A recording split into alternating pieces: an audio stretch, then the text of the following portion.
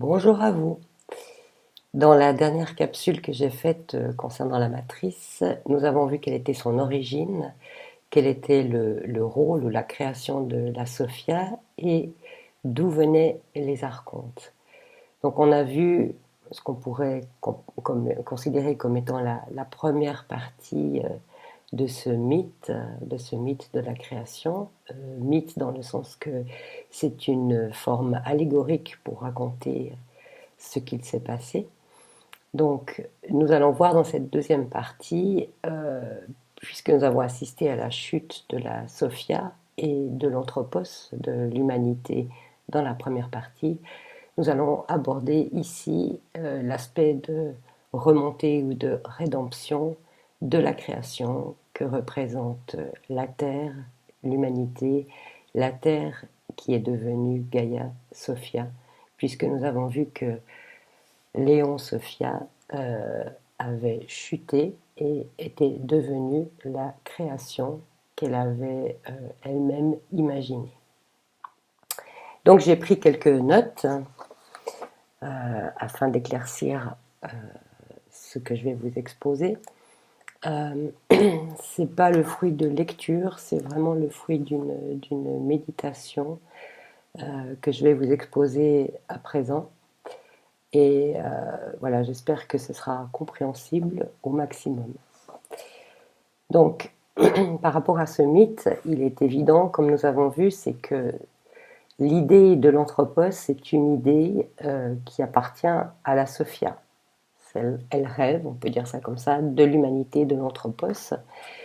Et pour pouvoir réaliser ce rêve, cette imagination, pour pouvoir réaliser cette création, elle s'unit spirituellement au sein du plérôme à Léon Christos. Et donc, les deux s'étant unis spirituellement, cette création de l'anthropos, qui est une extension de leur être, prend vie en fait.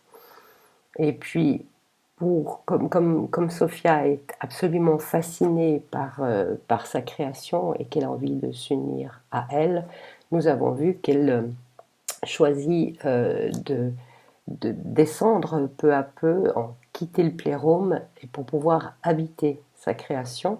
Et nous avons vu qu'à un moment donné, en quittant le plérôme, ça crée une sorte de déflagration cosmique qui a généré les archontes, qui sont des êtres qui sont issus de ce qu'on peut appeler une fausse couche ou un avortement spirituel, et qui ne sont donc pas une création voulue de la part de Léon Sophia, mais qui est donc cette création accidentelle d'êtres qui, du fait qu'ils sont générés à partir de Léon Sophia, se prennent eux-mêmes pour des dieux, mais n'en sont pas. C'est une aberration. La création des archontes est une aberration. Et ce qui se passe à partir de là, c'est que, en descendant du monde spirituel dans la matière, s'incarner, eh bien, Sophia, qui va devenir Gaïa, se retrouve captive des archontes, se retrouve captive d'un système qu'ils ont décidé de créer en se prenant pour des dieux. Dans une autre capsule, j'expliquerai les différents niveaux où les archontes agissent, qui sont en lien avec les sphères planétaires. Ça, j'en avais déjà parlé dans la toute première vidéo sur la matrice. Mais là, ce n'est pas vraiment le propos. Le propos, c'est vraiment de comprendre, après cette chute, ce qui va se passer, puisque Gaïa, Sophia a chuté, est devenue Gaïa, mais le but, c'est qu'elle puisse remonter dans le monde spirituel, dans le plérôme, avec sa création en anthropos, puisque d'une certaine façon, nous sommes l'extension de Gaïa, donc nous sommes en partie, enfin l'extension de Sophia, devrais-je dire, nous sommes ses enfants et nous sommes partie intégrante de ce qu'elle est. Et on va voir maintenant ce qu'il se passe spirituellement pour cette remontée. Donc, Christos, qui est l'autre éon qui, avec Sophia, a créé l'humanité, bien évidemment, il est intéressé à sauver ou rédempter ou permettre le retour dans le plérôme de ce qu'on appelle sa parèdre, c'est-à-dire c'est son équivalent féminin, qui est donc la Sophia. Et pour ce faire, il va décider, lui, de descendre dans la création. Pas de la même manière que Sophia, c'est pas comme une sorte de chute, c'est une intention délibérée de venir dans la création et de venir à un moment où l'anthropos, nous-mêmes, sommes prêts à l'accueillir et à le comprendre. Comprendre étymologiquement, ça veut dire prendre avec ou prendre en soi.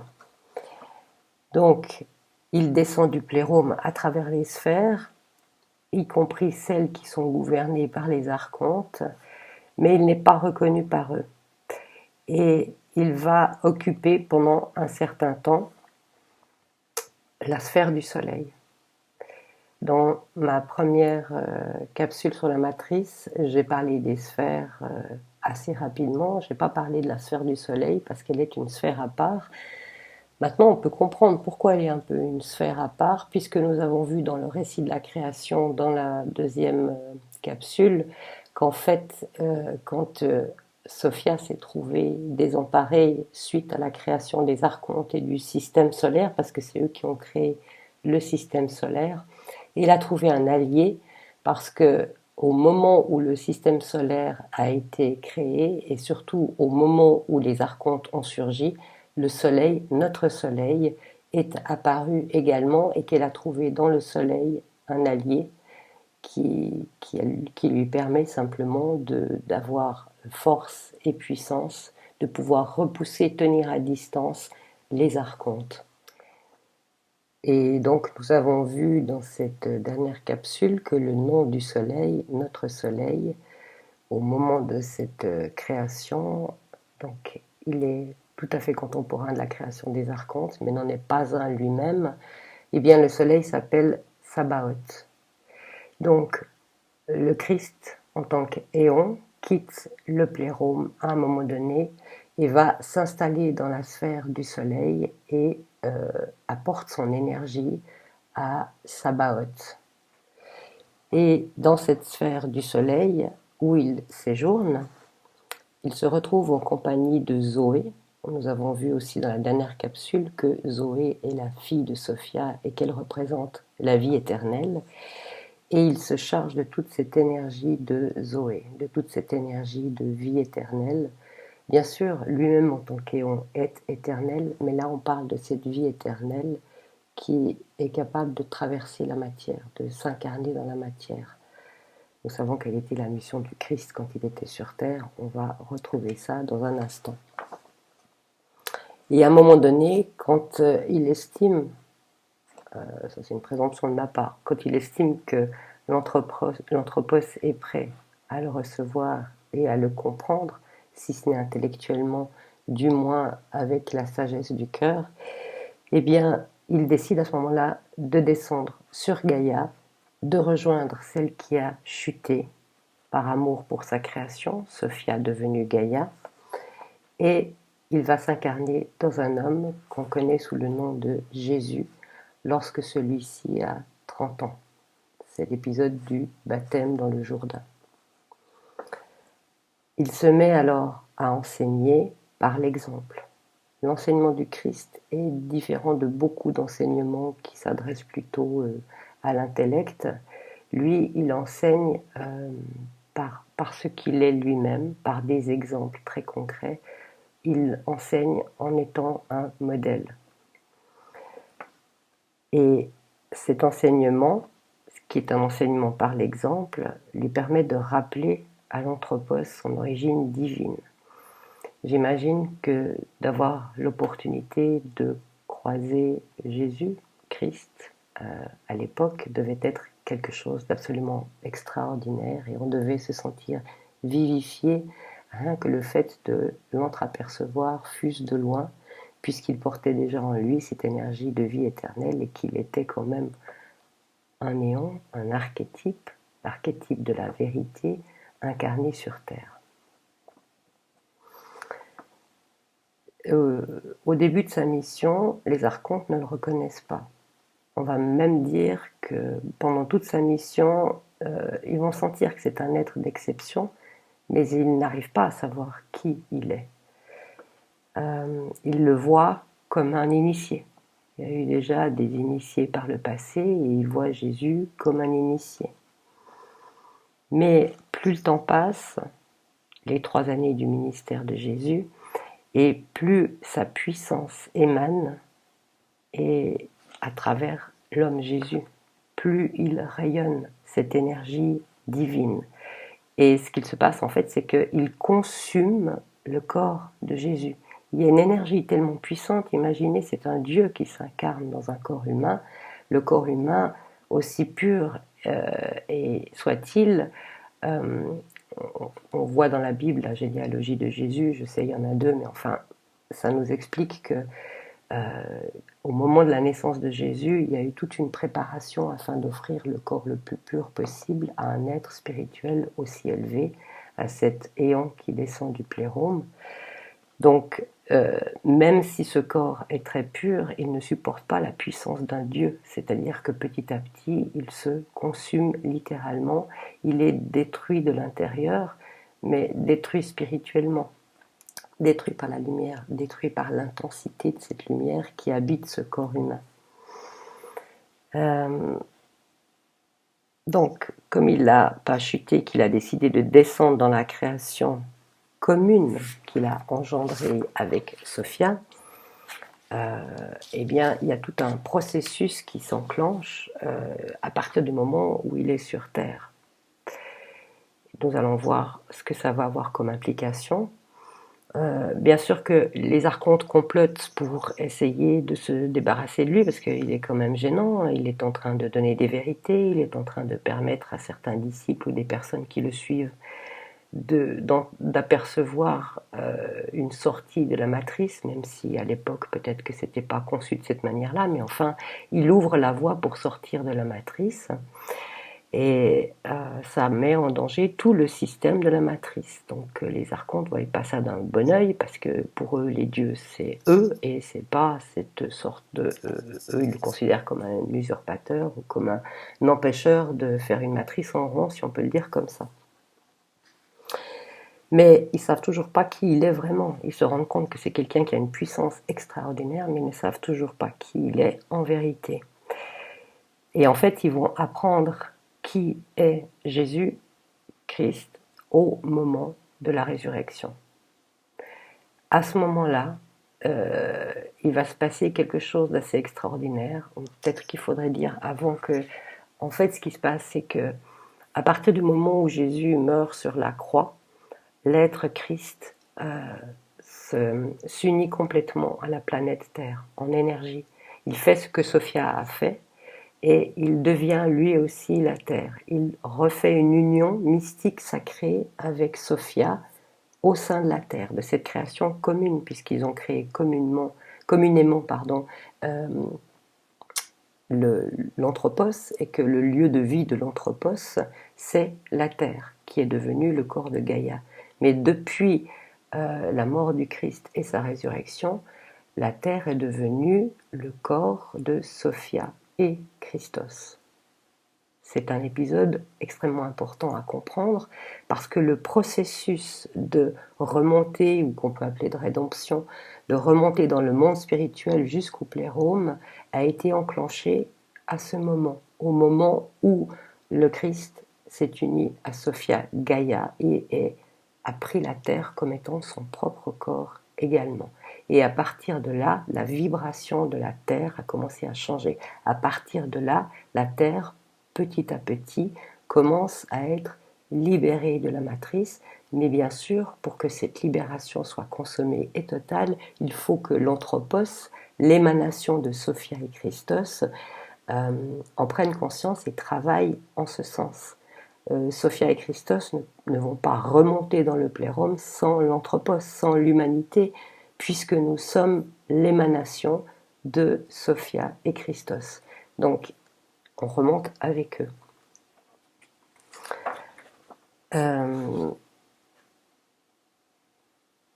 Donc, on a vu que durant son séjour dans le soleil, Sabaoth, Christos s'est uni avec Zoé, a été nourri de l'énergie de vie éternelle de Zoé, et c'est ce qu'il a apporté sur la terre, cette énergie de vie éternelle, et c'est cette énergie qui va lui permettre de connaître la résurrection. Et en connaissant la résurrection, puisqu'il s'est uni à la terre, il a apporté cette énergie de résurrection à la terre elle-même, et étant donné que nous sommes tous faits des matériaux de la terre, cette énergie de résurrection est dans nos corps physiques également. La résurrection, ce n'est pas une légende, ce n'est pas une vue de l'esprit, c'est une réalité physique et spirituelle. Nous sommes tous porteurs de cette énergie de résurrection, nous sommes tous porteurs de cette énergie de vérité et de lumière qui va nous ramener peu à peu, petit à petit, au sein du plérôme avec nos créateurs, Sophia et Christos. À l'heure actuelle, on parle beaucoup de la vibration de la Terre ou la fréquence de la Terre qui s'élève. Alors, depuis 2000 ans, en fait, cette énergie, cette vibration, cette fréquence a commencé à s'élever. Mais il y a une accélération qui se fait depuis une vingtaine d'années, globalement, grosso modo. C'est difficile de mettre des dates par rapport à ça parce que c'est un processus qui dépasse notre propre vie humaine. Hein. On vit que 70-80 ans en moyenne. Et là, on est en train de considérer, depuis 2000 ans, la venue du Christ et depuis avant la venue du Christ, des dizaines, des millions d'années. Donc on a de la peine à se faire une représentation de ces durées. Donc, cette énergie, cette fréquence de la Terre qui était, depuis la résurrection du Christ, en train de changer, ça s'accélère à l'heure actuelle. Cette fréquence qu'on appelle fréquence Schumann est en train de s'élever extrêmement rapidement. Pourquoi ? Parce qu'on en arrive à la partie où Christos va vaincre les archontes et défaire complètement la matrice. Mais c'est pas lui tout seul qui fait ça. Bien sûr, il faut un Dieu pour nous aider, notre Dieu créateur, mais en même temps, l'être humain est invité à participer à cette libération. C'est pas quelque chose. Nous sommes nos propres sauveurs. Je vous rappelle que nous sommes l'extension de Sophia et Gaïa, donc le pouvoir que Sophia et Gaïa ont. Nous avons également ce pouvoir qui nous a été accordé. Nous sommes nés de leur imagination et nous avons en nous non seulement la même imagination créatrice, mais aussi la même fréquence. Donc cette capacité de transformer nos vies et de sortir de la matrice, nous l'avons également. Je voudrais juste faire une petite mention parce que ça peut paraître très chrétien comme point de vue ce que je suis en train d'expliquer, mais c'est absolument sans aucun lien avec aucune religion que ce soit. La venue du Christ, Léon Christos, est complètement indépendant de toute forme de religion, surtout si on voit ce que les religions souvent malheureusement sont devenues. C'est une impulsion à la liberté, c'est une impulsion à nous libérer de la matrice. Et donc on peut être bouddhiste, on peut être chrétien, on peut être juif, on peut être lamaïste, animiste, voire athée. C'est pas ça qui fait la différence. Ce qui fait la différence, c'est est-ce que nous portons en nous cet élan, cette impulsion à la liberté, cette foi en ce que nous sommes profondément en tant qu'être spirituel. C'est ce qu'a apporté le Christos, c'est cette capacité de nous reconnaître en tant qu'être spirituel, né du divin, destiné à retourner au divin. Donc voilà, que les choses soient claires. Ça n'a absolument rien à voir avec quelque religion que ce soit. Je pense que c'était important de mentionner cet aspect. Bien sûr, on est engagé dans une grosse bataille puisque les archontes ne vont pas vouloir se laisser dérober leur matrice comme ça. Donc, tout ce que nous vivons à l'heure actuelle qui peut nous sembler horrible, abominable, à juste titre d'ailleurs, n'est que le reflet de ce combat spirituel. C'est important de comprendre que ce n'est pas juste une histoire de pouvoir matériel, c'est une histoire de pouvoir spirituel. Donc les archontes mettent les bouchées doubles à l'heure actuelle parce qu'ils sentent que leur matrice, leur création est en train de leur échapper et c'est insupportable. Parce que qu'est-ce qu'il arrive une fois que la matrice leur a échappé, surtout une fois que l'anthropos, l'humanité, leur a échappé, eh bien c'est la fin des haricots pour eux, c'est-à-dire que c'est leur propre chute dans ce qui est dit dans la Pistis Sophia, leur propre chute dans l'abysse de la pesanteur. C'est-à-dire que c'est des êtres qui sont voués à disparaître, puisque en tant qu'aberration, ils n'auraient même pas dû exister, donc ils vont disparaître comme ils sont apparus. Et bien sûr, l'idée de disparaître, je pense qu'ils doivent le sentir d'une certaine manière, mais c'est quelque chose d'absolument insupportable et inacceptable. Donc tout ce que nous vivons actuellement n'est que le reflet de ce combat, d'une certaine manière, qui est déjà gagné. Ce combat est déjà gagné, j'insiste, mais évidemment c'est un processus et il se déroule durant une certaine temporalité, durant un temps donné. Difficile de dire le temps que ça va prendre. Ce qu'on peut penser, c'est que ça va certainement pas prendre 2000 ans, ni même 1000 ans, peut-être 100 ans, pour que cette sortie de la matrice soit totalement faite, totalement expérimentée, mais avec des étapes, bien sûr. Il y a des étapes, chaque année amène une étape nouvelle, donc ne désespérez pas si les choses se passent trop lentement à votre goût. De toute façon, le processus est enclenché et le processus aboutit à la remontée dans le plérôme. On le sait aussi puisque la fréquence de la Terre qui s'était peu à peu élevée a commencé à s'élever extrêmement rapidement peut-être depuis les années 60 ou en tout cas depuis 2012, je crois que c'est encore plus puissant et que c'est d'une rapidité extraordinaire. Donc c'est bien la preuve qu'on est en train de remonter, que les choses changent et que les archontes sont en train de ramer à contre-courant.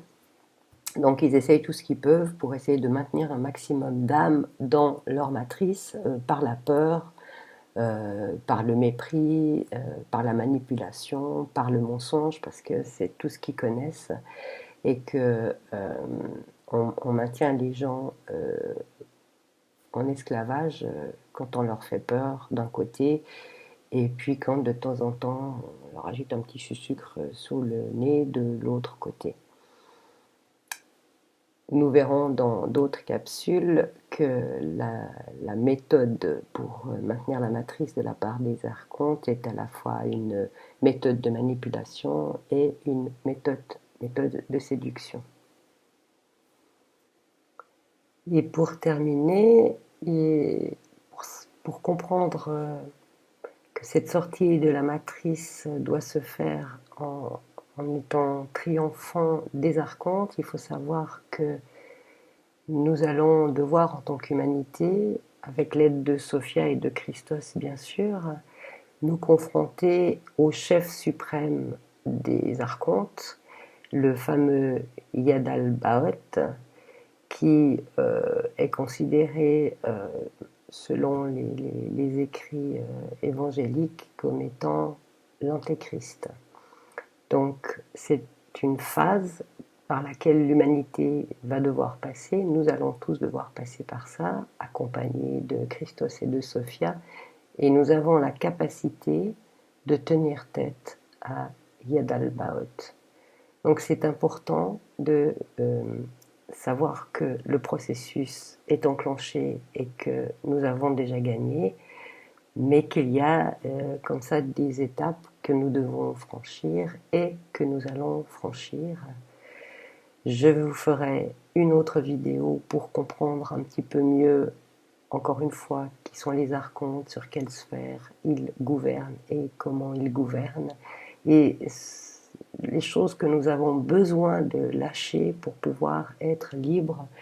Et dans les choses que nous avons besoin de lâcher, il y a beaucoup de croyances qui sont considérées comme des croyances spirituellement élevées et qui en fait ne sont que de la manipulation de la part des archontes. Voilà, je vais vous retrouver dans une prochaine vidéo avec grand plaisir. Vous pouvez toujours, bien sûr, me laisser des commentaires sous la vidéo ou me poser des questions. C'est avec grand plaisir que je vous répondrai. Je vous rappelle aussi que vous pouvez vous inscrire à ma newsletter qui s'appelle la Célé News. Sous chaque vidéo, vous avez le lien sur mon site. J'ai un site internet Selenia qui vous permet de vous inscrire à la Célé News afin d'être tenu au courant de...